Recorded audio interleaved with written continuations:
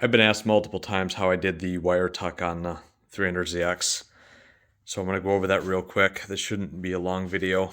The engine bay harness that normally runs on the back side of the support here is under the dash, uncut.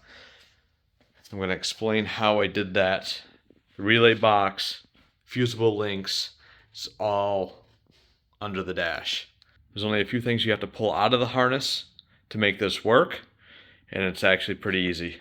So the first thing you want to do is over there in the corner you have your fusible link box. You need to take that off and depin, I believe it's 2 or 3 of the red wires, because you're going to need to pull them back through into the inside, and then you can repin them back into the box. This harness needs to be unclipped all the way around this bar.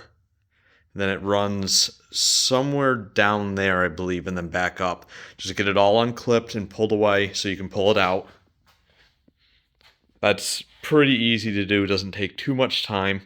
You gotta unhook your alternator because that wire runs into the harness. We'll deal with that afterwards. Here inside the car, the easiest way to do this is you're gonna wanna remove your dash. And removing a dash on a Z31 is pretty simple. I'm not going over that. So if you're doing a wire tuck, you should know how to take your dash out of this. Then the back side of these wires is where that other harness is. So pull these wires out and then take this bracket off. And I think you can pop the wires out the back. I can't remember. It's been 7 years since I did this, so I knew it was pretty simple to pull this harness out. You have one identical to this on the passenger side too. So pull that out, and then you can pull the harness out the body plugs on the other side. That'll leave you with a completely uncut harness.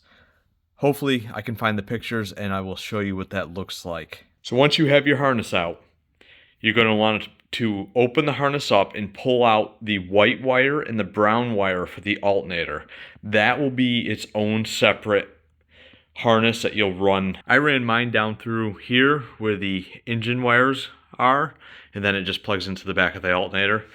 And of course I have a battery relocation too, so my wires for the alternator hooks to a stud that's down there. It's a pass-through stud on the firewall. You'll have to deal with that however you want to set yours up. So then you take this harness that's complete, you put it under the dash, making sure that the relay box and the fusible links are in a place that you can get to. So in case you have any issues, you can replace them, do whatever you need. Plug the red wires back in that you pulled back from there into your fusible links, and then just plug everything back in. The connectors on each side, on the passenger and driver side, plug them back in.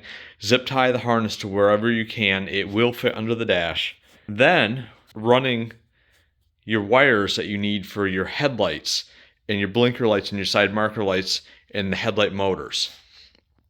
I ran mine in the passenger side fender well underneath the tire liner, and they're zip tied up there.